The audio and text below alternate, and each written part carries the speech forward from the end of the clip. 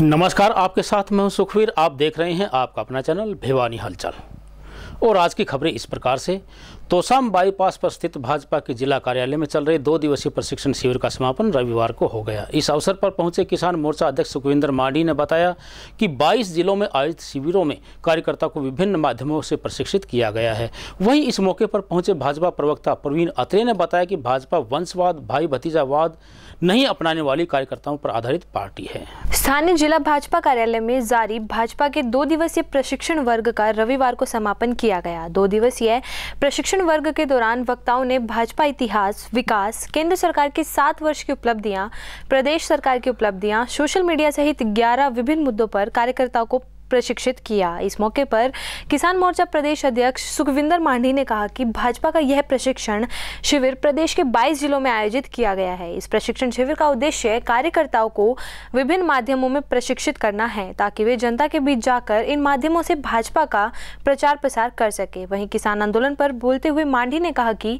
किसानों का यह आंदोलन पहली बार नहीं हुआ है, हर सरकार में किसानों का आंदोलन होता रहा है। उन्होंने कहा कि प्रधानमंत्री मोदी ने किसान को विकल्प के तौर पर किसानों के समक्ष 3 कृषि कानून रखे थे, जिन्हें किसानों द्वारा नापसंद किए जाने पर उनको वापस लेने का काम प्रधानमंत्री द्वारा किया गया। इसके साथ ही उन्होंने कहा कि आज किसानों को परंपरागत खेती की सोच बदलने की आवश्यकता है, क्योंकि परंपरागत खेती की सोच बदलकर ही किसान खेती को फायदे का व्यवसाय बना सकते हैं। किसानों को आज की परिस्थितियों के अनुसार अपने आप को ढालकर कृषि करनी होगी। साथ ही जिला अध्यक्ष शंकर धूपर ने कार्यकर्ताओं को संगठन के विस्तार एवं मजबूतीकरण पर कार्यकर्ताओं को विस्तार से जानकारी दी। उन्होंने कहा कि ओम प्रकाश धनखड़ के प्रदेश अध्यक्ष बनने के बाद भाजपा संगठनात्मक तौर पर मजबूत हो गया है और भाजपा तरक्की के नए आयाम भी छू रहा है। और इसके अंदर पूरी पार्टी का कार्यकर्ताओं को पूरा उसका विकास कैसे हो, भारतीय जनता पार्टी का एक एक उपलब्धियां, चाहे प्रदेश सरकार की हो चाहे केंद्र सरकार की उपलब्धि हो, और पार्टी का किस तरह से विस्तार हुआ, सारे विषयों को लेकर इन प्रशिक्षणों के माध्यम से पार्टी के कार्यकर्ताओं को डेवलप करने का काम भारतीय जनता पार्टी कर रही है। ये पूरे प्रदेश के अंदर इस तरह के कार्यक्रम चल रहे हैं और इस तरह के कार्यक्रम भारतीय जनता पार्टी में होते रहते हैं। पार्टी क्योंकि अनुशासित पार्टी है, तो इस तरह से पूरा पार्टी का हमारा कार्यकर्ता डेवलप हो, पार्टी के बारे में, पार्टी के विकास के बारे में सारे पार्टी कार्यकर्ताओं को विस्तार से बताया। तो इसका निश्चित तौर पे लाभ होता है। सब कार्यकर्ताओं को अलग अलग जानकारियाँ जो है, और इसमें बहुत सारे ऐसे टॉपिक होते हैं, वो अलग अलग वक्ता आकर अपनी अपनी बात अच्छे तरीके से उसमें रखते हैं, तो कार्यकर्ताओं को बहुत लाभ होता है। इससे हमारे कार्यकर्ताओं का वास्तविक जो निर्माण हम कहते हैं, वो निर्माण करने का एक बहुत बेहतर तरीका ये प्रश्न। और मैं तो खुद चाहता हूं कि किसान लगातार अपनी आवाज़ उठाते रहें, सरकार किसी की भी हो, सरकारों के माध्यम से ही किसान को जो लाभ पहुंचना होता है वो सरकारों के माध्यम से पहुंचेगा। उनकी योजनाओं को सही तरीके से नीचे तक हम धरातल पे उतारेंगे तभी वो काम होंगे। तो ये सरकारें कोई भी आई हो, आंदोलन चलते रहे हैं, आज भी आंदोलन चल रहा है। ये सरकार ने एक किसान को विकल्प के तौर पे 3 कृषि कानूनों का एक तोहफा दिया था, और जब किसान संगठन बड़ी मात्रा में वहाँ पे इकट्ठा होकर उसके विरोध में आए, तो उनके हित को देखते हुए संवेदनशील सरकार हमारे देश की है नरेंद्र भाई मोदी के नेतृत्व में, तो उनको वापस लेने का काम किया। अभी एमएसपी के ऊपर कुछ बातें हैं, उनके लिए कमेटी बनाई गई है, और बहुत सारे ऐसे विषय हैं जिनको ये लेके अभी खड़े हैं। परंतु मेरा उन सब से भी ये अपील है, सब किसान भाइयों से भी ये मेरा निवेदन है कि इस देश की जिस प्रकार की जो हम ट्रेडिशनल खेती, कन्वेंशनल खेती जिसको हम कहते हैं, उसको कहीं ना कहीं बदलने की आज आवश्यकता है। और उसमें जब तक बदलाव नहीं होगा, बेशक से आप एमएसपी ले लीजिए, बेशक से आप सरकारों के समक्ष रोजाना धरना प्रदर्शन करिए, लेकिन जब तक हम आज की जो परिस्थितियां हैं उसके अनुरूप अपने आप को नहीं ढालेंगे, उसके अनुरूप अपने आप को, जिस प्रकार से कोई फैक्ट्री वाला है, कोई इंडस्ट्री किसी ने लगा रखी है, वो अपनी चीज़ों को अपग्रेड करता है ताकि वो और बेहतर रिजल्ट ले, तो हमें किसान को भी अपने आप को अपग्रेड करने की आवश्यकता है। भारतीय जनता पार्टी देश का एकमात्र राजनीतिक दल है जो कार्यकर्ता आधारित है, जिसकी सोच, जिसकी फिलॉसफी राष्ट्रवाद, देश प्रथम, और जहां देश के अंदर जितने राजनीतिक दल हैं सब वंशवाद पे चलते हैं। चाहे आप कांग्रेस की बात कर लें, चाहे आप तृणमूल कांग्रेस की बात कर लें, चाहे समाजवादी पार्टी की बात कर लें, चाहे बहुजन समाज पार्टी की बात कर लें, चाहे इंडियन नेशनल लोकदल की बात कर लें, देश के अंदर एकमात्र राजनीतिक दल है भारतीय जनता पार्टी, जो पूरी तरह से कार्यकर्ता आधारित है, जिसके अंदर एक लोकतांत्रिक व्यवस्था है। पार्टी का छोटे से छोटा कार्यकर्ता भी सर्वोच्च पद पे जा सकता है, ये हम लगातार देख भी रहे हैं और हमारे सामने बहुत से ऐसे उदाहरण भी। तो आज जिला भिवानी में प्रशिक्षण शिविर का दूसरा दिन था। मुझे पार्टी की तरफ से ये कार्य सौंपा गया था कि मैं भिवानी के कार्यकर्ताओं को मीडिया, सोशल मीडिया के बारे में जानकारी दूं, इस विषय पे कार्यकर्ताओं के साथ एक संवाद हो, जिससे पार्टी का कार्यकर्ता पूरी तरह से प्रशिक्षित होकर किसी भी मंच पर इस विषय पे अपनी बात कह सके। नियम 134A के तहत कक्षा दूसरी से 9वीं व 11वीं के लिए भिवानी ब्लॉक के 8 केंद्रों पर शांतिपूर्ण ढंग से रविवार को शिक्षा विभाग द्वारा मूल्यांकन परीक्षा का आयोजन करवाया गया। परीक्षा संचालन के बारे में खंड शिक्षा अधिकारी आनंद शर्मा ने बताया कि सभी केंद्रों पर इस परीक्षा का संचालन समय पर किया गया था और परीक्षा में विभिन्न कक्षाओं के 2261 बच्चों ने उपस्थिति दर्ज करवाई। गौरतलब है कि नियम 134A के तहत दूसरी से 9वीं कक्षा और 11वीं कक्षा के लिए परीक्षा का आयोजन आज दोपहर 12 बजे से 3 बजे तक हुआ। आपको बता दें कि इस परीक्षा में 2261 बच्चों ने भाग लिया, जिसके लिए शहर में 8 सेंटर बनाए गए थे तथा प्रत्येक सेंटर पर जाकर खंड शिक्षा अधिकारी आनंद शर्मा के नेतृत्व में टीम ने परीक्षा केंद्रों का जायजा भी लिया। वहीं खंड शिक्षा अधिकारी आनंद शर्मा ने बताया कि आज नियम 134A के तहत विभिन्न कक्षाओं के एंट्रेंस एग्जाम का आयोजन किया गया, जिसमें भिवानी खंड से 2261 बच्चों ने भाग लिया तथा इस परीक्षा के लिए जिले में 8 सेंटर बनाए गए थे, जिनमें परीक्षा शांतिपूर्ण रूप से संपन्न हुई। इस परीक्षा में विद्यार्थियों को एक फोटो युक्त ID के साथ परीक्षा में एंट्री दी गई। इसके साथ साथ परीक्षा में कोविड-19 के नियमों की पालना भी की गई तथा सभी बच्चों को मास्क अनिवार्य रूप से लगवाया गया। आज भिवानी में नियम 134A के तहत जो परीक्षा हो रही है, हमारे यहाँ पे ब्लॉक भिवानी में 8 सेंटर हैं। मैंने सभी का निरीक्षण किया है। अब मैं इस वक्त राजकीय वरिष्ठ माध्यमिक विद्यालय भिवानी में मॉडल संस्कृति स्कूल में हूँ। मैंने 8वीं और 9वीं कक्षा यहाँ पे परीक्षाएं दे रही हैं। परीक्षा बहुत ही शांतिपूर्ण और बिल्कुल नियम के अनुसार परीक्षा ली जा रही है। किसी प्रकार की कोई भी समस्या नहीं आई है। सभी छात्र और जितने भी अभिभावक हैं उनको समय पे स्थान मिल गया है और अपना परीक्षा वो ठीक ढंग से दे रहे हैं। कितने ब्लॉक में? हमारे यहाँ पे ब्लॉक में 2261 बच्चे उपस्थित हैं और सभी बच्चों को रोल नंबर बांट दिया गया है। बहुत ही शांति के साथ परीक्षा चल रही है। हमने 8 सेंटर भिवानी ब्लॉक में बनाए हैं और 8 सेंटरों के ऊपर पर्याप्त स्टाफ हमने छोड़ रखा है और यहाँ के जो विद्यालय के अपने प्रिंसिपल हैं उनकी भी ड्यूटी यहाँ पे जो है हमने चीफ के रूप में लगाई है। वो भी बखूबी अपनी ड्यूटी निभा रही हैं। किसी भी प्रकार की कोई समस्या नहीं है। हमने जो है जिस प्रकार से पहले हिदायत दी थी कि परीक्षा के दौरान जो कोरोना की SOP है उसका सभी पालन करेंगे। अभी हमने देखा सभी ने मास्क का प्रयोग किया है, सोशल डिस्टेंसिंग का भी उन्होंने ध्यान रखा है और बच्चे बहुत ही जो है आराम से पेपर। धरती माता की देखभाल करना हम सभी का है कर्तव्य। किसान भाइयों को अनेक फसलों पर पहले से ही मिल रहा है MSP से अधिक मूल्य। यह कहना है कृषि व पशुपालन मंत्री JP दलाल का।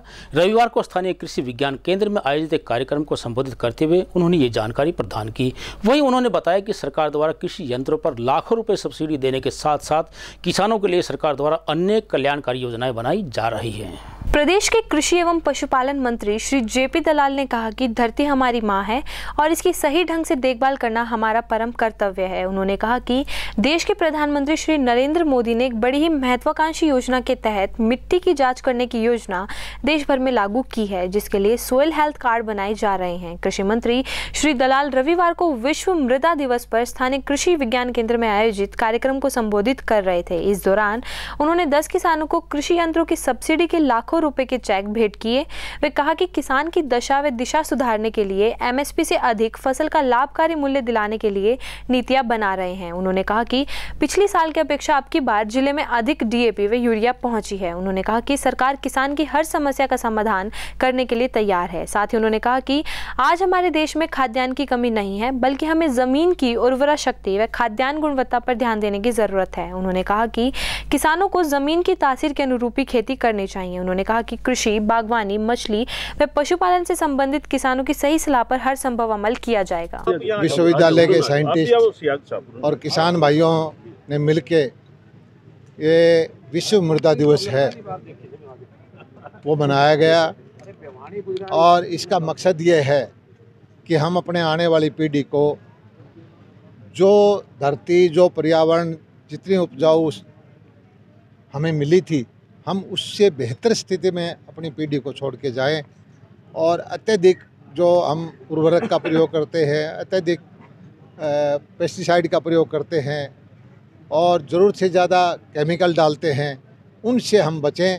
और जिस तरह से बगैर इन चीज़ों के जंगल के अंदर कोई खाद नहीं डालता, जंगल के अंदर कोई पेस्टिसाइड नहीं डालता, और वहाँ उसकी उपजाऊ शक्ति प्रकृति ने अपने आप साइकिल बना रखा है। इसी तरह से हम धरती को बनाएं, और हरियाणा सरकार इस दिशा में बहुत सारे काम कर रही है। सॉइल टेस्टिंग लेबोरेटरी बनाई है, सॉइल हेल्थ कार्ड बनाए हैं, बच्चों का प्रशिक्षण दे रहे हैं, किसान भाइयों को समझा रहे हैं कि आप जो है उर्वरा शक्ति को बढ़ा के रखें। और इसी श्रृंखला में आज का कार्यक्रम था। मैं इस कार्यक्रम के बनाने में वाले सभी हमारे अधिकारियों को, किसान भाइयों को साधुवाद देता हूं, और आशा करता हूं कि हम जागरूक होकर के जो आगे जो है क्वालिटी खाद्यान्न पैदा करेंगे और धरती की उर्वरा शक्ति को मेंटेन रखें। वर्तमान समय में लोकतांत्रिक चुनौतियों को लेकर सांस्कृतिक मंच भिवानी द्वारा विद्यानगर स्थित सांस्कृतिक सदन में सामयिक व्याख्यान का आयोजन किया गया। इस अवसर पर प्रदेश के पूर्व मुख्यमंत्री भूपेंद्र सिंह हुड्डा ने बतौर मुख्य अतिथि पहुंचकर लोकतांत्रिक चुनौतियों की अपने अनुभव के आधार पर चर्चा की। वहीं कार्यक्रम में मुख्य उद्बोधन प्रख्यात पत्रकार राहुल देव जी का रहा, जिन्होंने अनेक ज्वलंत विषयों पर चर्चा की।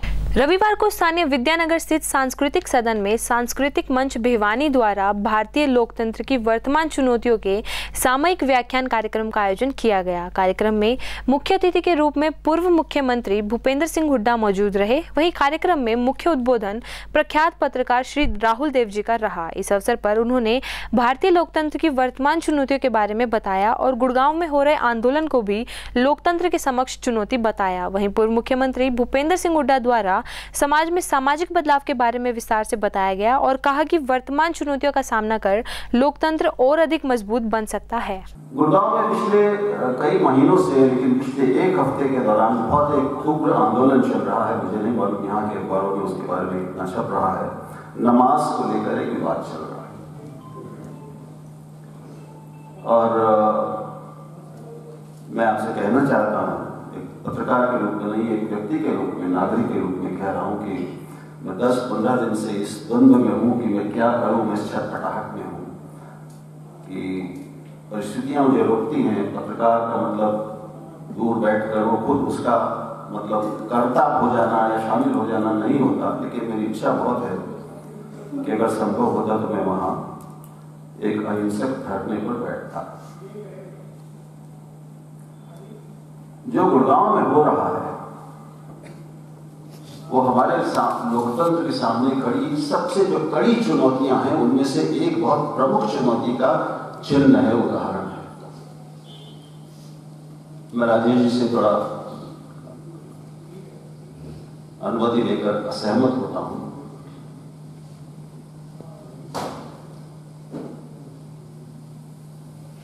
तीस, 40, 50, 100, 200 लोग कहीं किसी पार्क में खाली जगह पर, जिसका कोई अन्यथा इस्तेमाल नहीं हो रहा होता था, वहां पर हफ्ते में आधे घंटे की एक नमाज अदा करने जाते, इकट्ठा होते थे।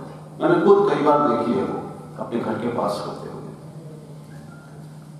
अब वो जो एक ऐसा वो बना दिया गया है जैसे पूरे राष्ट्र को खतरा पैदा हो गया उससे। अगर सड़क पार्क में, एक खाली पार्क में जहाँ बच्चे क्रिकेट खेलते हैं या दूसरे सामाजिक धार्मिक आयोजन भी होते हैं या कुछ नहीं होता, वहां पर नमाज अदा करने से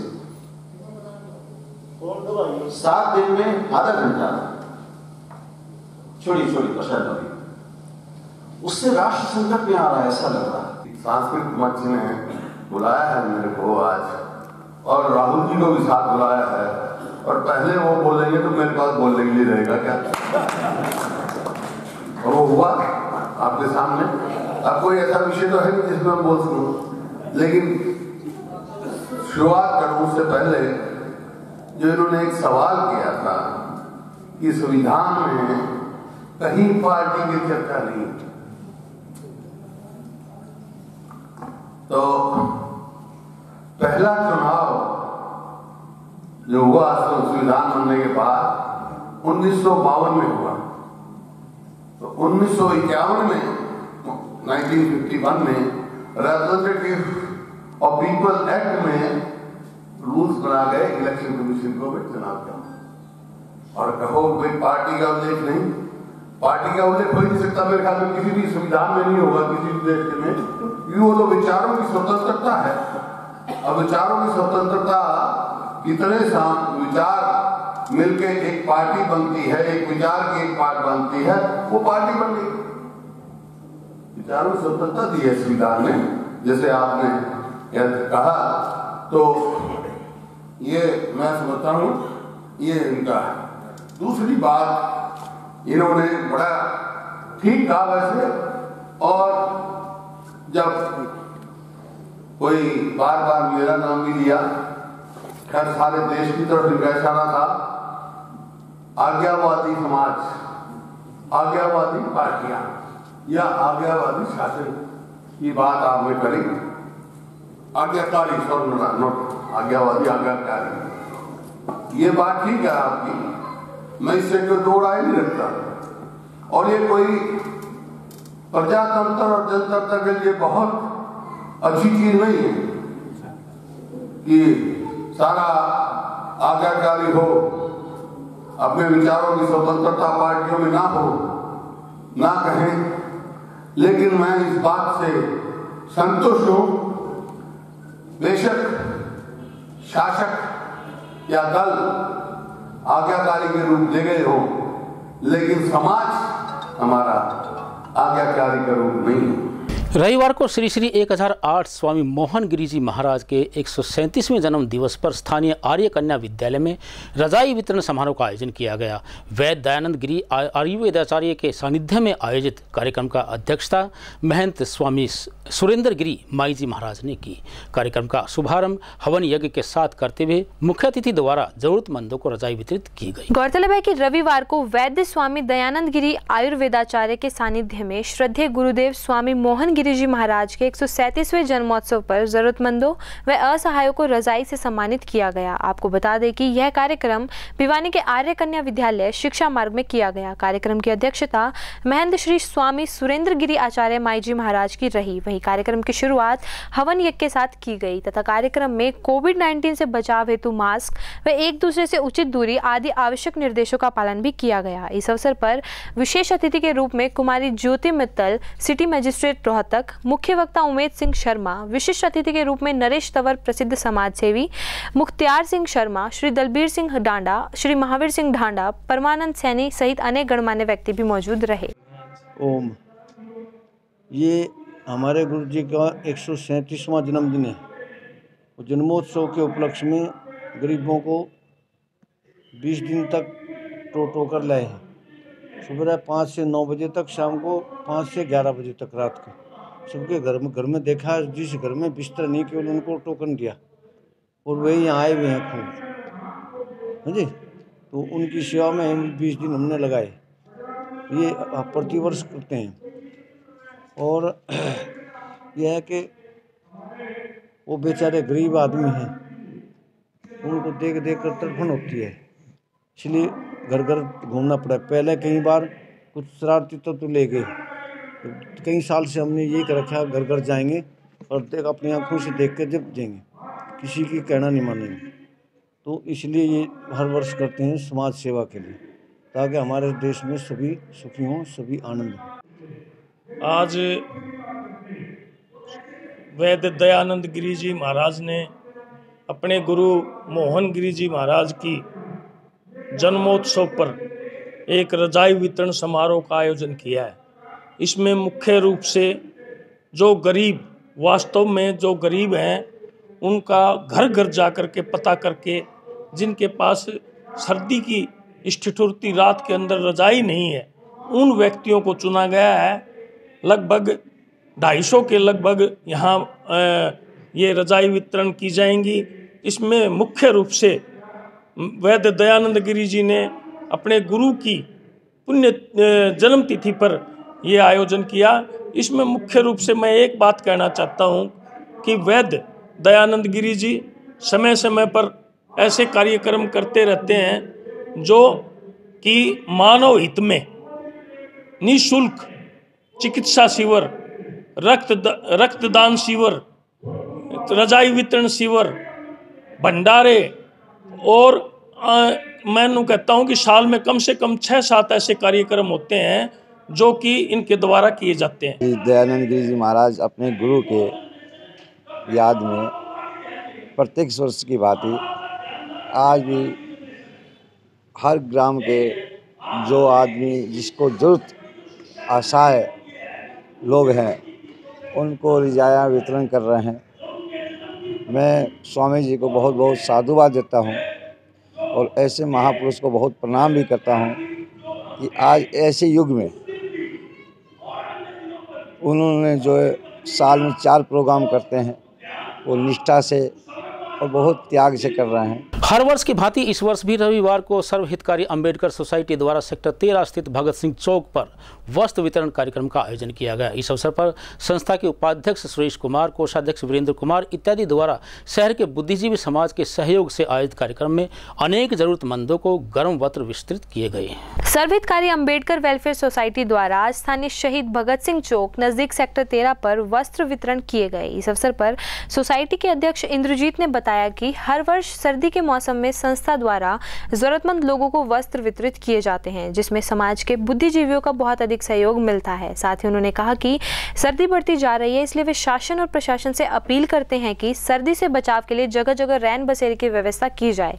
वहीं अध्यक्ष ने संस्था के सभी पदाधिकारियों की इस नेक काम के लिए सराहना करते हुए कहा कि जरूरतमंदों की मदद करना बड़े पुण्य का काम होता है तथा वे सभी समाज सेवियों से यह उम्मीद करते हैं कि भविष्य में जरूरतमंद लोगों की हर संभव मदद के लिए आप सदैव तैयार रहेंगे। साथ ही इस अवसर पर उन्होंने सभी लोगों से कोरोना और ओमिक्रॉन से बचाव के लिए मास्क पहनने और सरकार की गाइडलाइन की पालना करने की अपील भी की ताकि परिवार, समाज, राष्ट्र और संसार सुरक्षित रह सके। 5 दिसंबर को सर्वहितकारी अंबेडकर वेलफेयर सोसाइटी द्वारा जरूरतमंद लोगों के लिए शहीद भगत सिंह चौक नज़दीक सेक्टर 13 पर वस्त्र वितरण का कार्य किया जा रहा है और संस्था द्वारा ये कार्य माननीय अध्यक्ष भाई इंद्रजीत जी के नेतृत्व में हर साल किया जाता है और संस्था समाज सेवा में समर्पित है। इस वस्त्र वितरण में समाज के बुद्धिजीवियों का बहुत बड़ा सहयोग मिलता है और उनके सहयोग से ये कार्यक्रम सफल होता है। मैं संस्था की तरफ से तमाम सहयोगकर्ताओं का हार्दिक स्वागत व अभिनंदन करता हूँ। मैं इंद्रजीत सर्वहितकारी अंबेडकर वेलफेयर सोसाइटी का अध्यक्ष और हमारे सभी मौजूद पदाधिकारीगण के सहयोग से वस्त्र वितरण का आयोजन सफल हो रहा है और ये वस्त्र वितरण हर सर्दी के मौसम में हम करते आए हैं। आगे भी हम सभी पदाधिकारियों के सहयोग से ये वस्त्र वितरण का काम करते रहेंगे। अब मुझे दीजिए इजाजत। देखते रहिए आपका अपना चैनल भिवानी हलचल।